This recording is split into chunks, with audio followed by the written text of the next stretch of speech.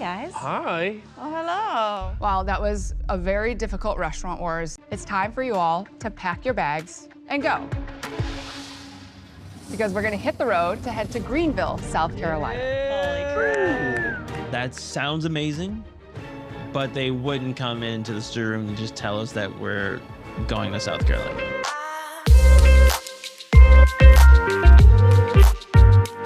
Welcome to the Eat Your Content podcast. I'm your host, Rich Herrera. Thanks for tuning in for all things food and pop culture. Just a reminder to follow me on socials at Rich Herrera and at Eat Your Content, and make sure to like and follow and subscribe wherever you get your podcast and your podcast player of choice, and on YouTube, so you know when things are coming up. We are in episode 9 of Top Chef. We're fresh off of Restaurant Wars, and we're going into a dinner party. We got a return of exiled chef from Last Chance Kitchen coming back, trying to make an impact and make it all the way to the finals. We got a lot going on and a lot to talk about. And joining me again this week is Chef Corwin Hemming from Top Chef Season 22. Chef Corwin, how you doing? What's up, Rich? We're back, week 9, ready to get into it. We are back. So let's jump right in. So no rest for the wicked. They're still in the stew room, recovering from the elimination of Restaurant Wars. And Kristen and Gail come in and immediately gives the premise of the next Quickfire and elimination challenge. It's kind of an interesting challenge. It's kind of a combined Quickfire and elimination. Basically, they're throwing a dinner party, a Southern style dinner party. And they're doing it in Greenville, South Carolina. So we're getting out of the kitchen. We're getting out of Charlotte. And we're heading to Greenville, South Carolina. And the surprise guest judge is Shuai Wang, your buddy from season 22. Was it good to see Shuai back on the screen there? Yeah, I caught a snippet last week when the episode aired, and I immediately put it in our group chat. I'm like, oh, I see you as the judge on the next one. And there's a running joke. He was, Shuai's hilarious, first and foremost. I don't think you guys understand how funny Shuai is. So I was like, oh, are you sure that wasn't Buddha? Immediately. That's hilarious. Yeah, it was good to see Shuai back on the screen there. And the Quickfire I thought was interesting. It's a Duke's Mayo sponsored Quickfire, which I love Duke's Mayo. It's my favorite kind of mayo. And Shuai loves it so much he had it tattooed on his arm. Is there? I mean, I don't know if you have any tattoos or not, but have you ever loved an ingredient so much that you wanted it tattooed on your body? I wanted a tattoo. Have no idea how much I would ever spend on a tattoo. I know it would be expensive because I would probably want like a full sleeve. So I've just never convinced myself to put $10,000 worth of art on my body.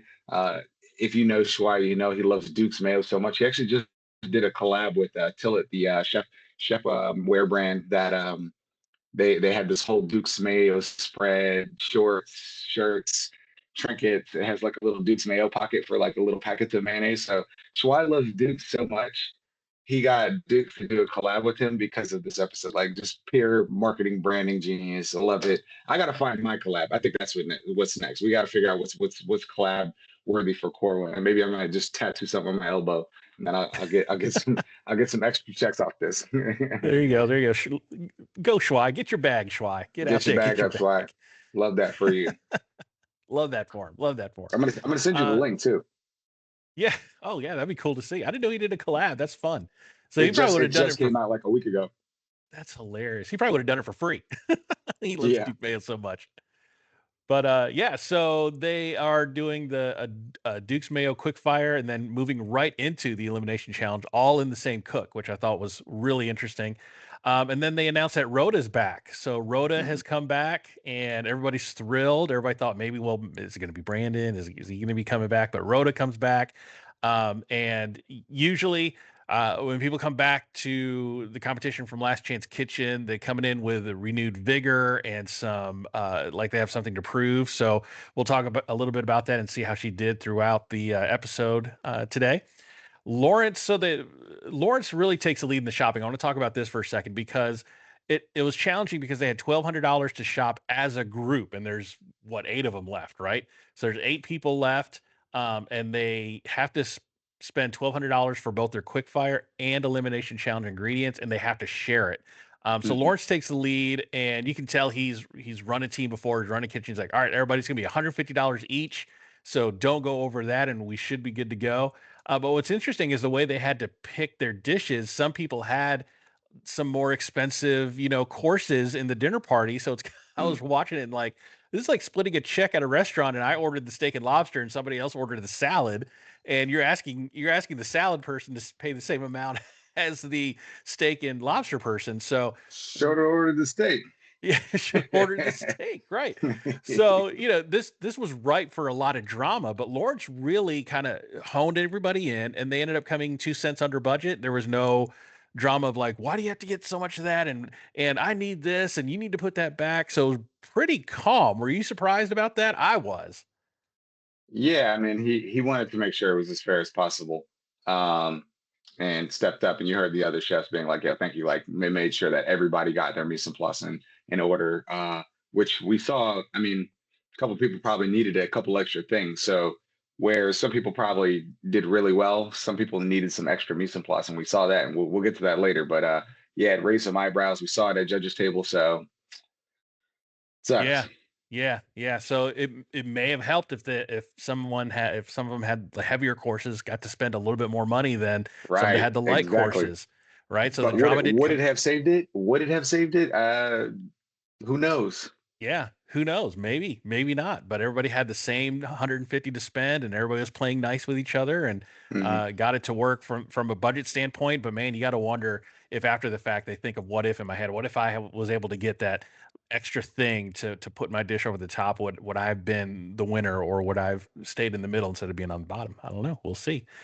So the quick fire, they had to make a past appetizer, hors d'oeuvre style, featuring Duke's mayo. So that had to be kind of the star of the dish. And the judges wanted variety. They didn't want a bunch of dips or multiples of the same dish. So I was thinking about this because mayo, mayo, I like to call it sandwich lube sometimes to kind of make sure that sandwich isn't dry. But how do you make mayo the star of a dish without it being overly mayo tasting? Where's the challenge, or what's the challenge in doing that? Turn it into an aioli. Season it, season the shit out of it. Turn it into something that like is not just mayonnaise, because mayonnaise is a distinct flavor, especially Duke's. Duke's has a very distinct flavor. Hellman's has a very distinct mayo, like mayo flavor. QP has a very distinct mayo flavor. They're all different creaminesses, uses different type of oil. So you got to know which like mayonnaise you're working with here. Duke's is great because it's like the classic Southern sandwich mayo, and it's like super versatile. But in my eyes, it's like season this, turn this into something that is a vessel to bring on other flavors for other things. And I think that that's how you let mayonnaise shine its best. Yeah, I can't remember the restaurant, but there was a chef that uses Duke mayo to make chocolate cake because it adds moisture and makes the cake like just really moist, but there's no mayo flavor coming through. So I thought that could be tough. You could either make it too mayo tasting and overpower everything, or you don't put enough in and it's Mhm. not the star. So I thought it was a really unique challenge, especially for a past hors d'oeuvres where you only get one bite to really impress somebody. I thought Anthony's choice of doing dumpling purses for the appetizer was interesting and sounded good. But when you saw him when he was trying to make it, that adrenaline was kicking in, and his hands were shaking. So making something so intricate in a timed setting, how tough is that? It is.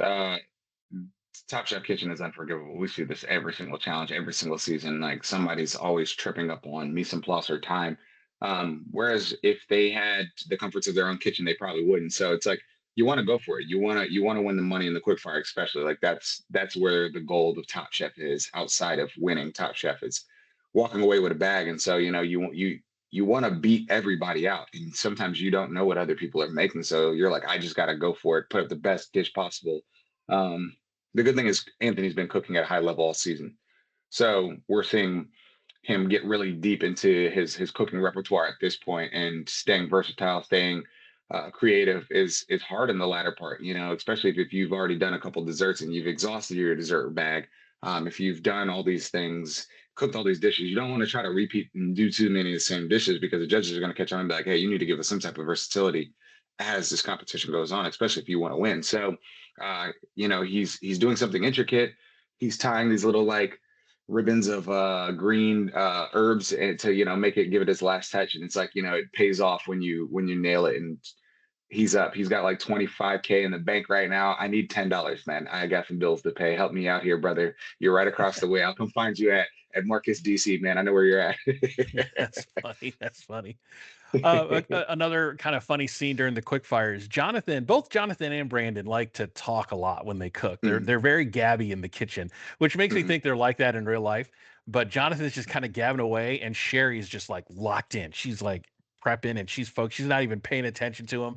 Like at some point, when you were in the challenge, there's talking around, and how distracting is that when you're cooking for a competition and you got somebody that's like talking in your ear, and then you have maybe like Tom coming in and talking. Like, how hard is it to stay focused in on your own cook when you have, producers in your ear, you have Tom, and then you have somebody like a Jonathan, just gabbing away in the kitchen. I mean, the banter in the kitchen is kind of needed for Top Chef because it creates some like little pockets of like, comedic relief when everything's so tense and so serious. But um, I remember there was a point where like somebody was trying to ask me a question and I was like blending something in a Vitamix and it was on high and they just kept asking it and I was looking at them and I remember being like, don't know what you're saying right now. Like, come back to me when I'm done blending this sauce perfectly and then we can have a conversation. And they were like, it was basically just on high. What? And I was just like, I'm done. I'm not even trying to answer you right now. I got to finish the sauce. Like, make sure my mise en place is good. Um, but yeah, it's funny sometimes. But sometimes it's needed. Like, it's dead quiet in there. Sometimes everybody's locked in, and then the producers are like, hey, like let's pick this up. Like, talk to each other.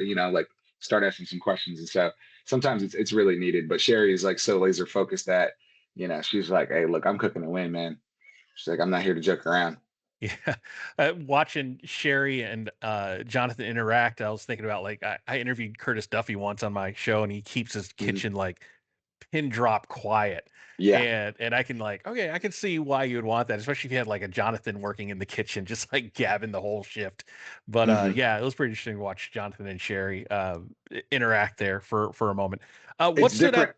What's It's that? different when you have a 3 Michelin star kitchen and like the mise en place has to be perfect and immaculate like every time. Like Curtis Duffy ran Grace in Chicago for a while, and he's a talented chef, so and he comes from the Atlanta world where like it's just not, you just don't talk. Like, unless you're asking a question about your mise en place, you just don't talk. Like, don't do it.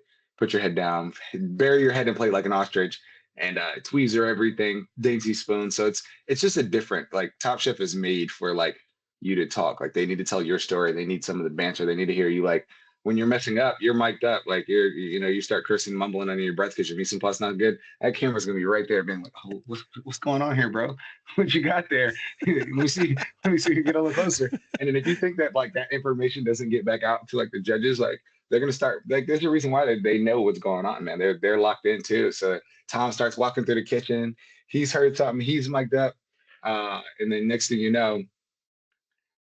know, he's like looking at your mise en place, asking like the right questions or the wrong questions, and you're like, "Come on, Tom, like get up out of my face." Like, when Tom came over, I would just slow down, clean up, look at my mise en place, listen to what he's saying, give me an answer, and then like, all right, he's on to the next part. Right, back to what I'm doing. Like, there's ways around it.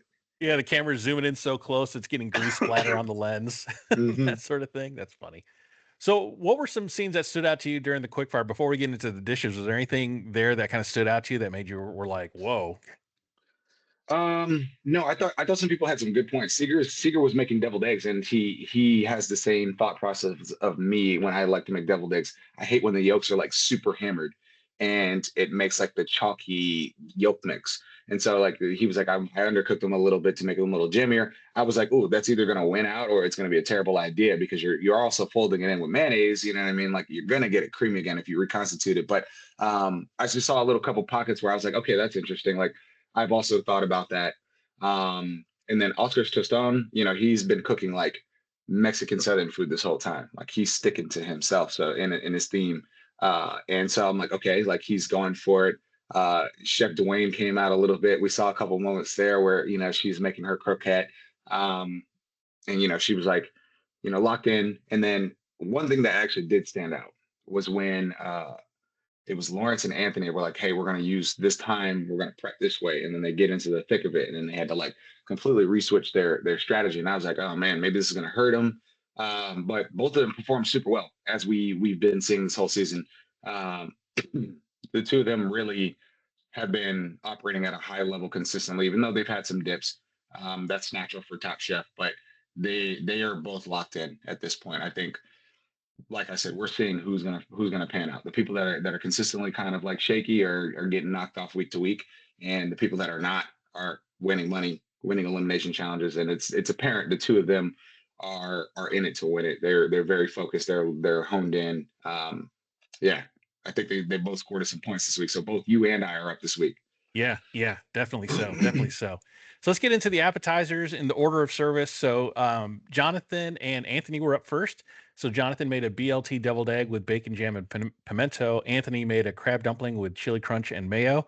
Everyone loved to seem to love both apps. They liked Anthony's texture and Jonathan's take on a classic Southern app. So strong start from the two of them. Of the two, I mean, I love a deviled egg. I really do. I don't know what it is about deviled eggs, but if I eat just a normal boiled egg, I can maybe eat one, maybe two boiled eggs. But you put a Same. plate of deviled eggs in front of me, and I'm slamming 10 of them down. And I'm like, Oh man, for I real? don't understand what it is about a deviled egg that makes me want to eat 5 boiled eggs in a row. But I love it so much. But Anthony's crab dumpling looked really good. I mean, he spent time and with shaky hands making those little dumplings. But of the two, I probably would have wanted to eat Anthony's because I do love texture. I do love the crunch that it looked like it had. What did we think of these first two presentations coming right out of the gate?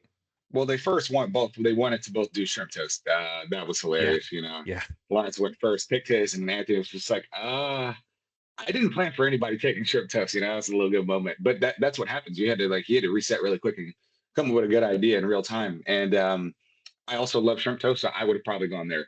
Um, but they both executed really nice dishes. I loved the way how he like sliced the toast so you can see like the mousseline on the inside and it was standing up, and he like garnished it on top. The dishes look really nice, man. I think both of them kind of went 2 for 2 on their dishes here in elimination and quickfire. yep, yep. So Sherry and Lawrence were up next. Sherry did a twice baked potato, kind of a twist on that, with aioli, steak tartare, and crispy potato on top. Lawrence did the shrimp toast, which Anthony wanted to get, but Lawrence picked it. And so he did a shrimp toast with the shrimp salad. Lawrence seemed to avoid getting the bread too crispy. I saw him throw the bread in the oil, and I was like, "Oh no," because Mm. he didn't make bread from scratch. He even said it in his confessional that when he makes this at his restaurant, he makes a bread that can withstand being in frying oil, deep fried. But he was using store bought bread, and he was really concerned that it would soak up too much oil like a sponge and just come out just greasy. But he pulled it off. So Mm. they thought it was really good. The bread was crispy and not soggy. Chris thought Sherry's could have used a little bit more mayo in hers. I liked her take though on the twice baked potato. It kind of sort of looked like a croquette. It was Mhm. round and small because I was wondering how she was going to do a twice baked potato as a past hors d'oeuvre, but she kind of had a play on it and a take on it that was really easy to pick up and you eat it, and it reminded you of a twice baked potato. So thoughts on Sherry and Lawrence on this one? Sherry definitely made a very composed dish. It looked immaculate. She took her time, but what we saw was she didn't get enough mayonnaise flavor into it.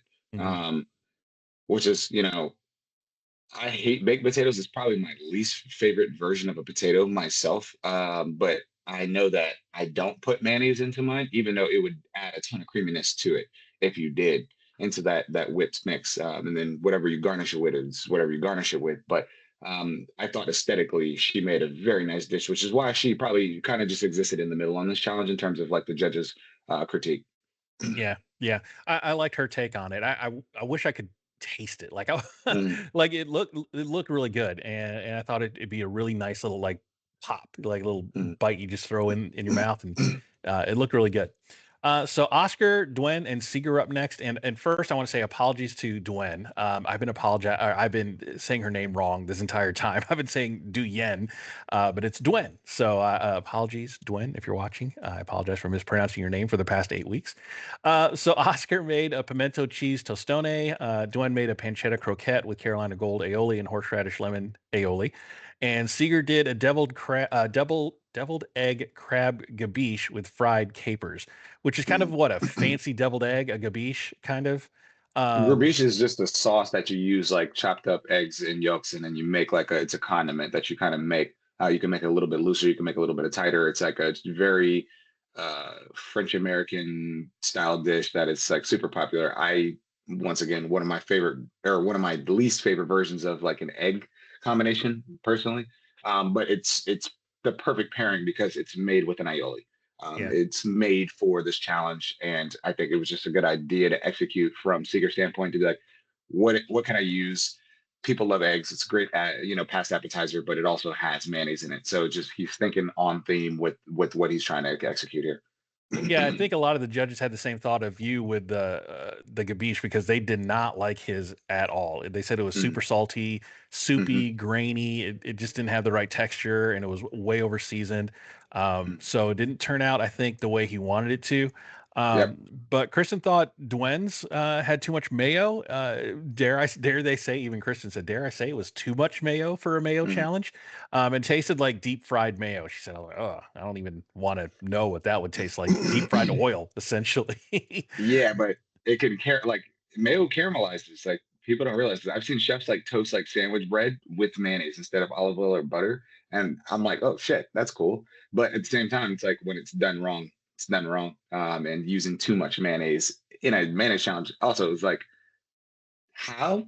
I'm a little Yeah, confused. Maybe it's like I'm leaning into the mayo. It's leaning into the mayo, but there, I guess it was too far. I mean, I don't know. It's hard because you and I don't get to taste the food. We're just visually critiquing right. based off what people say. So it's tough. It's like how do you go too hard on the mayo with something like a croquette that needs moisture, it needs a sauce, it needs another component to like help it, shine. And so it's just not a piece of fried something. So yeah, I don't know. I was a little taken back when they said it was too mayo-y, and I was like, interesting. Yeah, because I was thinking the same thing. It's like this is a mayo challenge, but then I was thinking, okay, that's the challenge in this quickfire, Mhm. right? How to make mayo the star without it overpowering everything else, and that's tough. And I think Right. Dwayne went a little bit over on the mayo flavor there, but they did Maybe like too much on a Oscars. plate. Yeah, a little too much on the plate there. But they did like Oscars, Tostoni, particularly the texture of the pimento cheese. They liked a lot. I'm a fan of pimento cheese, so I liked it. His looked really good. Mhm. So Oscar starting off really well in here in the quick fire. And then they made Rhoda present all by herself. One thing I noticed with Rhoda, she comes back from Last Chance Kitchen and they put her kind of all alone. That like I thought they would pair everybody like two, two, two, because there's 8 people left, but they kind of made her stand out by herself. So she did an oyster cracker with trout dip, creme fraiche, mayo, and cornichons. The judge thought it was crispy but a little too salty. So Rhoda, she came back and was on her own, and I think even some of the chefs were like, "Oh, you were by yourself. That's got to be nerve wracking, right? You're just coming back from Yeah. Last Chance Kitchen, like kind of, you know." Tell me what do you think was going through her mind having to present by herself right coming out of Last Chance Kitchen? It definitely is gonna intensify the nerves there because she's coming back, kind of trying to refill her, where she stands in the ladder here, and so it is a little nerve wracking. She on the appetizer, it's like why not pair her with that? But I guess because she got the dessert, they wanted to keep a theme and like center of herself. But um, she's also been having trouble over seasoning food. She's had some very salty dishes between Last Chance Kitchen. Right before she got knocked out, seasoning has been something that she's like kind of doing dips. It's like she's got to find how to get back to those first 2 episodes. That version of her, she's got very quickly because at this point, there's nowhere else to care. There's nothing's going to save you. Yeah, yeah. So we'll see how she does through the rest of the season. She made it through. She was safe. But coming back from Last Chance Kitchen, I don't know if she had to kind of shake some nerves off again, almost like it's your first day back on Top Chef. Coming from Last Chance Kitchen, because in Last Chance Kitchen, you're cooking. Yep. It's just a series of quick fires, and this is your first kind of big challenge back. So you kind of have to get back into that mindset, into that type of thinking of an elimination challenge versus just cooking to survive.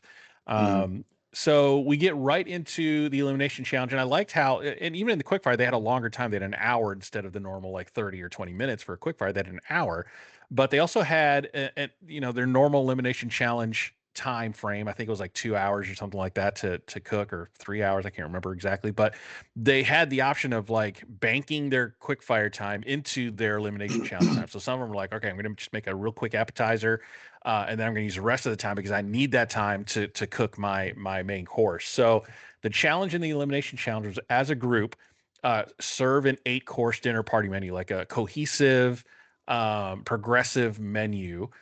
For this dinner party, so it's almost like Restaurant Wars light because they had to kind of create a cohesive menu like they would for Restaurant Wars, except for a dinner Mhm. party. So they all kind of had to work together to make sure they came up with the right dishes that complemented each other throughout the night.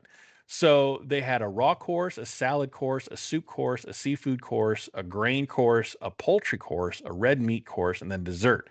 So, jumping right into the raw course, Jonathan chose the raw course. He did a steak tartare with an egg yolk emulsion, cornichon chimichurri, crispy shallots, and toasted baguette. I thought it was smart to plate in the walk-in. We've seen a Hmm. lot of tartares over the years on Top Chef, but plating in the walk-in, I think, is those little things that you don't think about. And you're like, oh, yeah, that makes sense. I don't know why anybody else didn't do it because steak tartare has to be cold. Right. So the diners thought it was seasoned well. They liked the chimichurri, and I think even one of them knew that he played it in the walk-in and called it out on the judging. So, what do we think of the tartare? Was that a smart choice going into the walk-in and plating, or no? Yeah, 100%. At this point, there's like no room for error for any of these guys. They make one little mistake, you're probably going home, or you're in that bottom ladder of people that are going to be picked to, you know, explain why you messed up.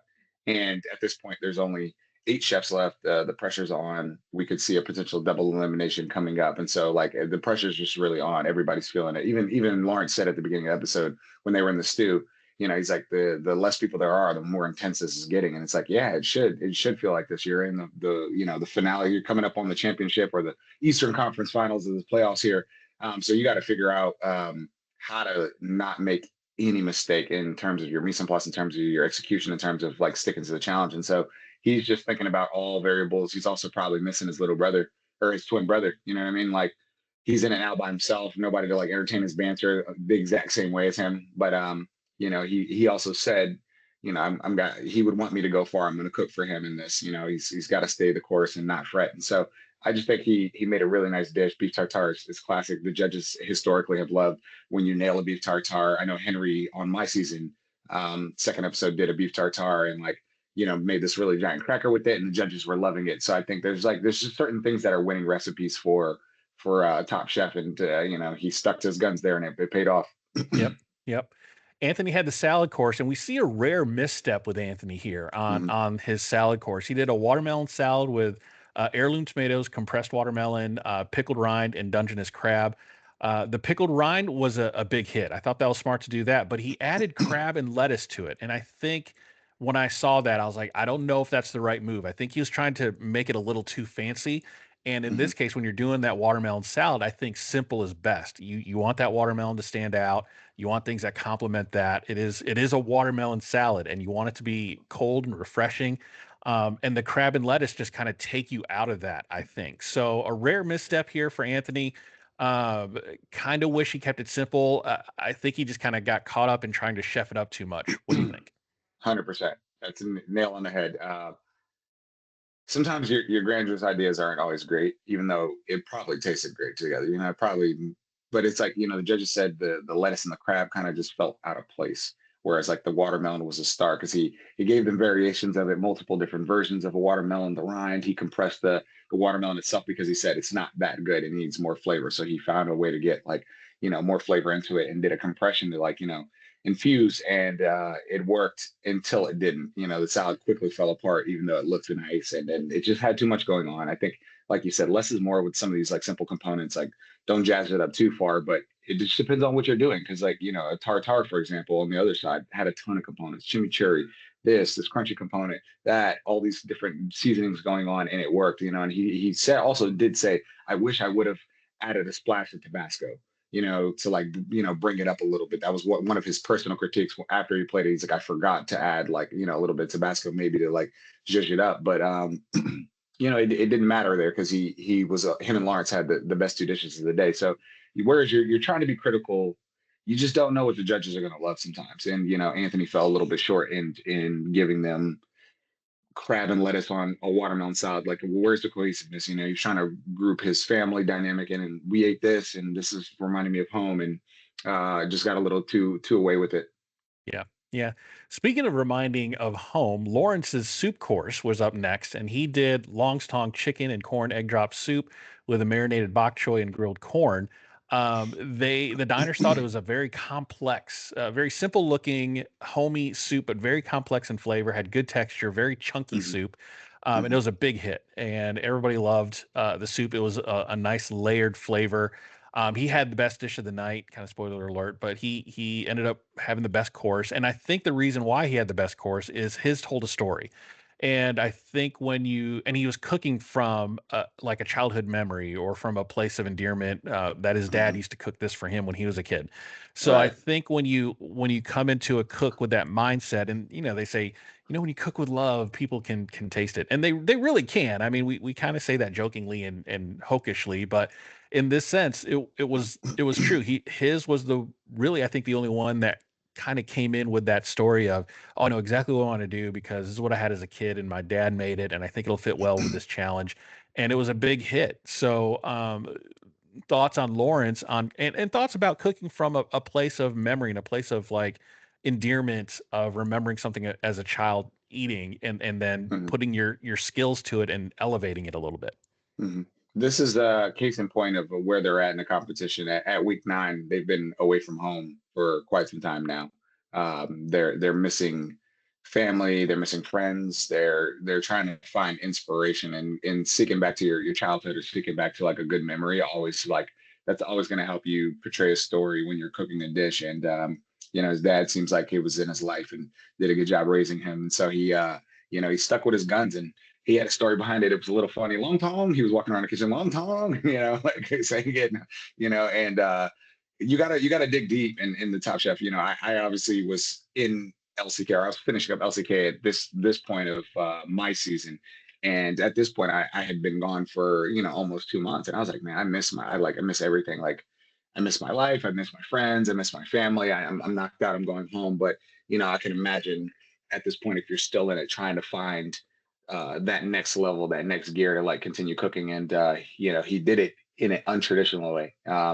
But I also saw like where that also had success. When I did my fried chicken, I didn't think I was going to be in the top in my season, but that took me back to like being a kid. Like the first thing I made for my like that I ever started really cooking and trying really hard at was fried chicken. And so, I was thinking of my mom. My mom would come home from work and be like, "Hey, can you make fried chicken for dinner tonight?" And I'd be like, "Yeah, sure." I would always get hype about it. I had like my technique of doing it, and it just used to make me excited. And so like seeing Lawrence like put that into his food, like more love, more fire, like those things translates into like, better cuisine for sure. Yeah, when you cook from that place, you have fun in the kitchen. You can see that he was Hmm. having fun in the kitchen, prepping it. Like each knife stroke was bringing him back to a memory of something, Hmm. and it was really cool to see. So, good on Lawrence for cooking from your heart there. Sherry had the seafood course. She did a stuffed pepper with lobster mousseline, corn ragu, and a salsa verde, kind of a really fancy chili relleno, I guess, because it was a stuffed pepper there. But the diners loved the texture of the mousse. So, what did you think of Sherry's dish? Sherry she has a style.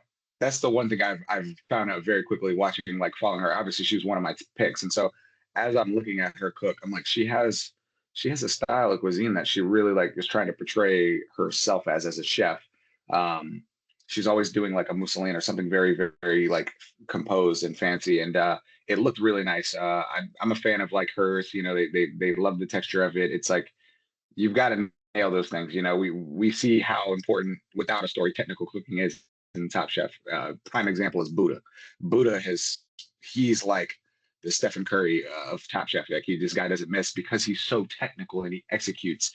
And I think when you're able to do technical cuisine, you don't even you don't have to say as much. You can just let the food do the talking. Like you can sit back and this is what I made and I stand on it and I'm confident in that. And we're seeing pockets of Sherry having those moments, of just executing. We saw it last week in LCK. She just owned her role, executed, and it kind of like saves her. And she may not win, she may not be the favorite, but guess what? It doesn't matter because she's riding steady. And I'm almost willing to bet Sherry makes it to the top 3. Like if anybody's showing that they're throwing a hat and she's one of the stronger ones, I'm willing to bet that Sherry makes it to the ladder unless something happens, which I don't know. But yeah, I'm a fan of how she's cooking. She's riding her wave, whether she wins or is like existing in the middle.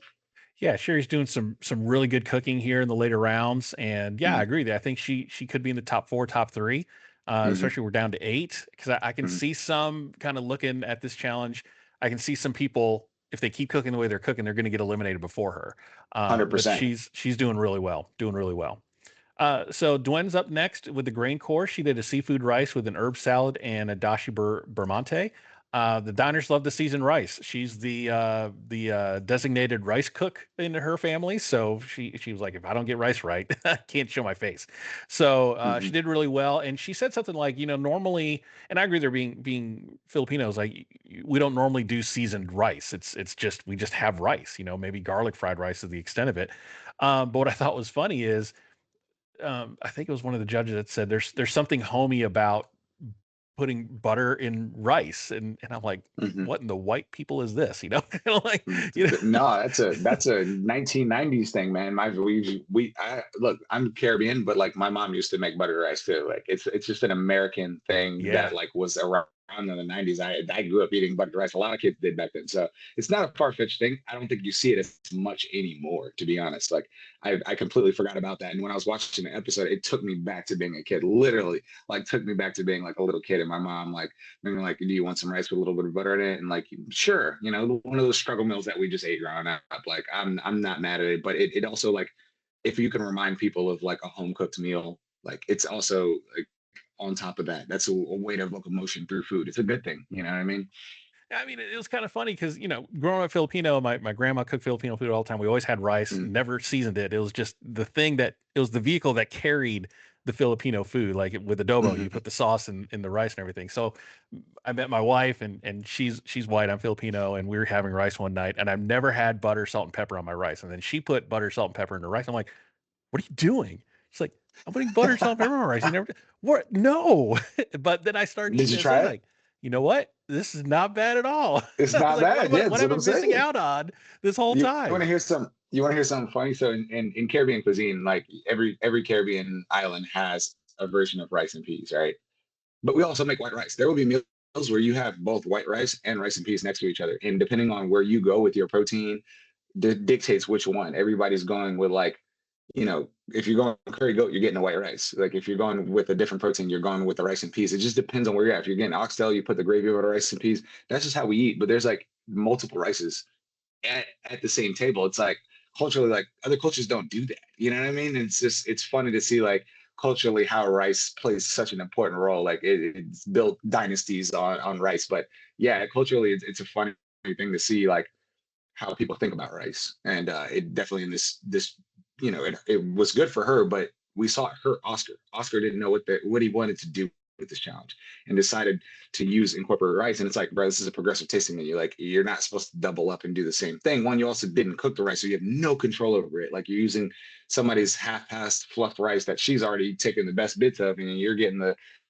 burnt ends of the rice pot basically and trying to make it work. I didn't understand that in that moment. I was like, that was a bad idea, Oscar. Like, stick to your guns. Let your dish die, because then now it's like, well, if they don't like the rice, you're like, well, whose rice was it? Who was doing it? And she cooked it over there. You could have tried to bus drive her, but that wasn't the case. But you know what I mean? It's you bus drove yourself by doing that. Like at this point, these guys got to start like separating themselves, like and not trying to use each other's mise en place. Like, let's just keep it separate. Like you guys got to start going for it. You guys want to win Top Chef? Like somebody's got to start like really being like, nah, like you have to stand on your own 2 feet from here on. Like it's Yeah. not we're past this at this point. So let's cook individually, have ideas. Like it can't come help you.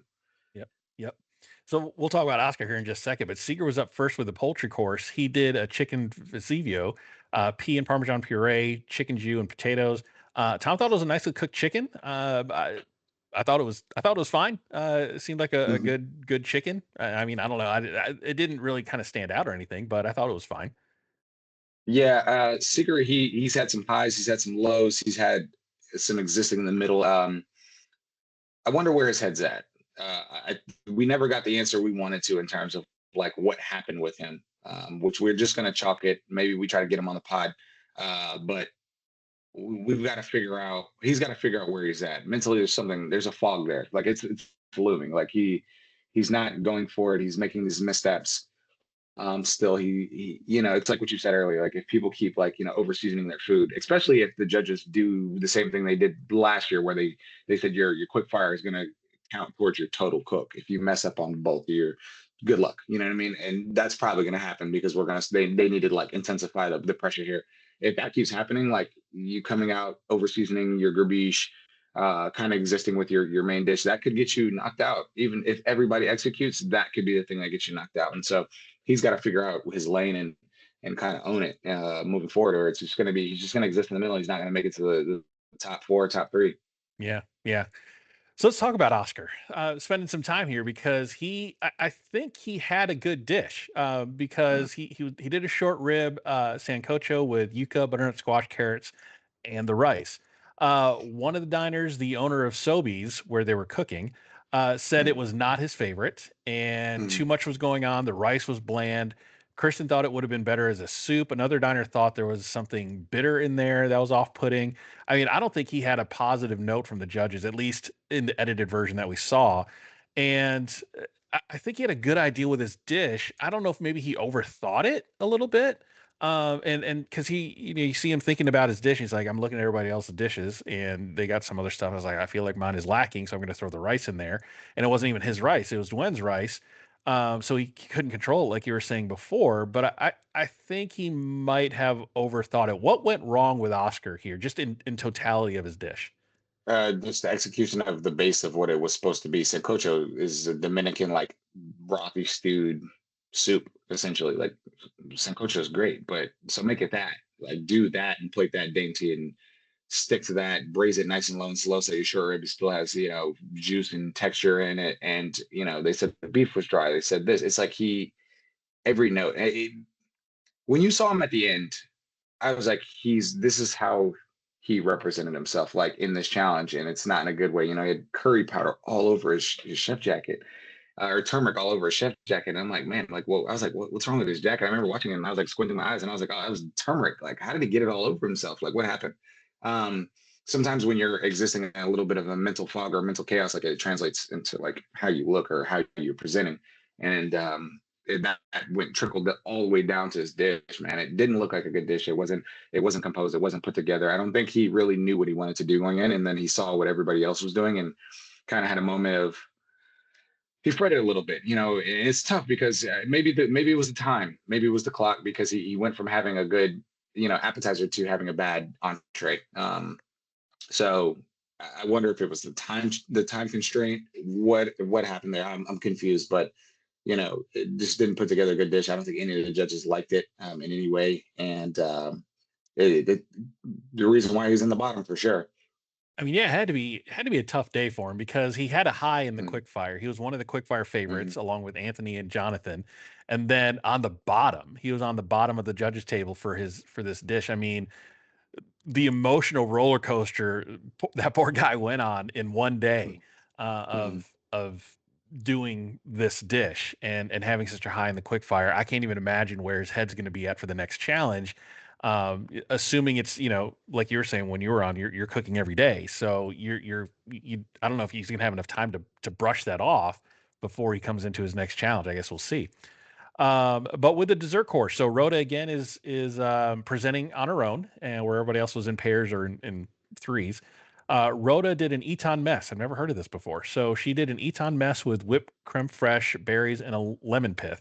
She got caught on her meringue. It didn't dehydrate and form the way she wanted it to. Tom thought the pith was too bitter, and there was nothing sweet to counter it. An Eton mess, kind of. I don't know if you can explain it to the civilians that are listening, like us, like me. What is that dessert? What is it supposed to be? Because clearly Rhoda did it wrong. So what is it supposed to be?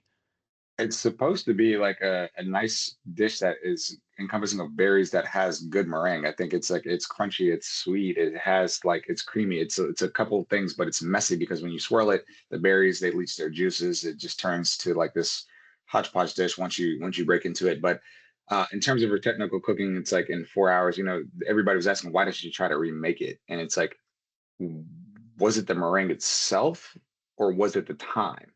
That's where I got confused at the judges table when Tom was like, "Why didn't you attempt to remake it?" And I was like, "With that amount of time on the clock, I don't think she would have been able to get it dehydrated. She needed another 2 hours, or she should have spread it thinner, and maybe she would have got the full dehydration through the egg whites on her meringue." But she knew it wasn't at a point where she was going to get it to be. I would have called it marshmallow but she said soft meringue. I would have been like, maybe it was a marshmallow, more texture. I would have tried to dance around it a little better if you knew you fucked up. Like we got to figure this out. That's the hard part about it. It's like in those moments you gotta talk yourself out of a hole so you don't get eliminated. Like we saw with Massimo, he made ice cream with liquid nitrogen on mine and made creme anglaise. It was just creme anglaise. So the ice cream base never came together. So your creme anglaise just stayed creme anglaise. So call it creme anglaise, and he instead of the judges don't always know what's going on, so don't tell them. Don't give them ammunition. He went up there, and Tom was like joking around and being like, "You're like, yeah, all right, tell us why you're in the bottom. Like, keep going, like, keep talking." And he kept going, and I'm like, "No, stop talking. Like, do the opposite, actually." But in those moments, it's like, what was the texture like? Was it enough to call it a marshmallow? Like that you're like, I toasted a marshmallow. Like I tried to dehydrate marshmallow that I made to give it a little bit of texture, but that's not what Eat Time Mess is. It's supposed to have a crunchy texture to it. So I think that's where the technical cooking of you calling a dish something and then not being able to execute that doesn't fly by at the judge's table.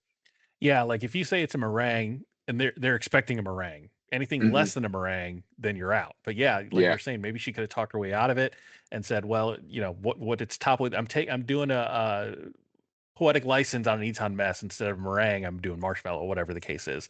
Hmm. One thing that the judges said I thought was particularly brutal with Rhoda was 4 hours. All she did was cut berries and make a creme fraiche and a meringue. Like, what did she do with the rest of her time? Like, because they don't see what's happening. But I was like, dang, when you put it that way, okay, yeah, she Hmm. had a ton of time to do something. She could have Um, made more. yeah, she could have made more, and She she could have she went in a could different have. And direction. somebody was like, "Hey, I had some extra eggs he could have used." Oh, I didn't know that, and it's just one of those things that just she got caught up in it, and she was trying too much to, I think, recover where she knew she went wrong instead of trying to look around and was like, can I start over? Let me think real quick, and do it again. But Hmm. hindsight's always 2020. So let's look at judges table. So they did the quickfire favorites and top and bottom of the judges table all in the same go. So the quickfire favorites were Anthony, Oscar, and Jonathan. Anthony wins with his dumpling, and he wins an extra 10K.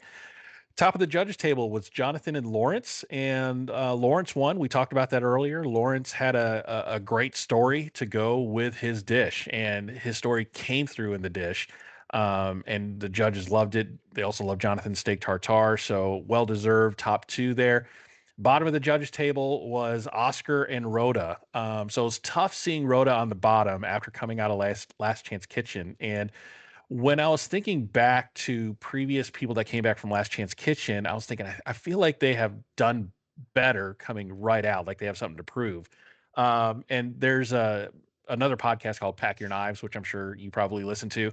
Hmm. Carly Levitz is the statistician extraordinaire on there. She's the Top Chef numbers cruncher, and she has done a thing where she calculated that, and statistically speaking, the chefs do better coming out of Last Chance Kitchen than expected. So it was really tough seeing Rhoda coming out of Last Chance Kitchen and being right there at the bottom again. You kind of wonder, like, man, maybe the self doubt comes in a little bit of like, should I have come out of Last Chance Kitchen? Like, what is happening? What do you think the mindset is if that were you, and you're coming out of Last Chance Kitchen and you're on the bottom? Like, what would you be thinking to yourself?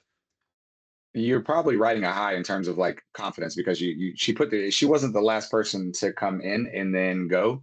She had to fight out, you know, like she had to win out. She had to cook multiple times.